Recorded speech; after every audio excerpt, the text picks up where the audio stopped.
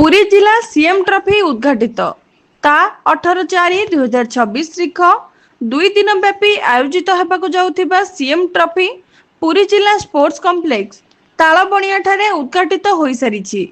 एही उद्घाटन समारोह रे ओडिशा ओलंपिक संघ कोषाध्यक्ष रविशंकर प्रतिहारी पौरोहित्य रे मुख्य अतिथि अतिरिक्त जिलापाल प्रोटोकॉल नीलमाधव भोई मुख्य वक्ता पुरी महानगर निगमर निर्वाही अधिकारी अभिमन्यु बेहेरा सम्मानित अतिथि भावे भारतीय खो खो महासंघ तथा ओडिशा खो खो संघ संपादक प्रद्युम्न मिश्र, पुरी जिला क्रीड़ा संपद उपसभापति रामचंद्र दास महापात्र प्रमुख जोगदेई सरकार लोकाभिमुखी तथा तृणमूल स्तर में कोमलमती क्रीड़ाविद मान प्रतिभार विकास पाई यह एक सुंदर पदक्षेप बोली से कहिथिले।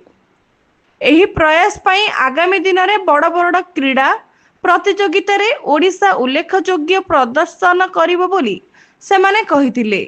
क्रीड़ाविद मानक मार्च पास्ट रे ओडिसी नृत्यांगना जादूगर गरिला कंढई प्रभृति जोगदेई क्रीड़ा महल को आकर्षणीय करथिले।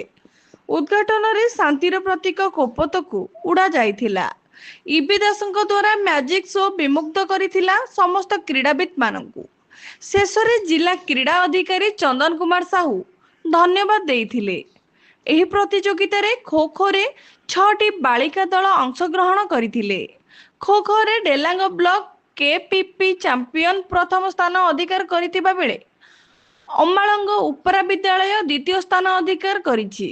सेहीपरि चंदेश्वरी उपरा विद्यालय तृतीय स्थान अधिकार करिथिला। आगामी दिन में राज्य स्तरीय जोन पाई चूड़ांत बालिका दल चयन करा जाई संपादक महोदय को हस्तांतर करा जिवो। प्रत्युष फुटबॉल खेलर खेलाड़ी मानंकु अतिरिक्त जिलापाल प्रशासन शरद चंद्र बेहेरा जोगदेई उत्साहित करथिले। पुरीरू ब्यूरो रिपोर्ट कलिंग संवाद लाइव ओडिशा भुवनेश्वर।